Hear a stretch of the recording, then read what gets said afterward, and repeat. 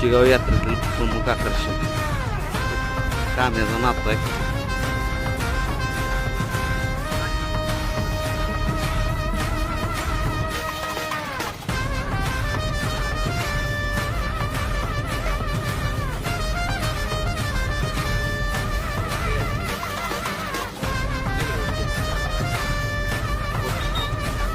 पहिलवान किती दिवस आहे आता इथे?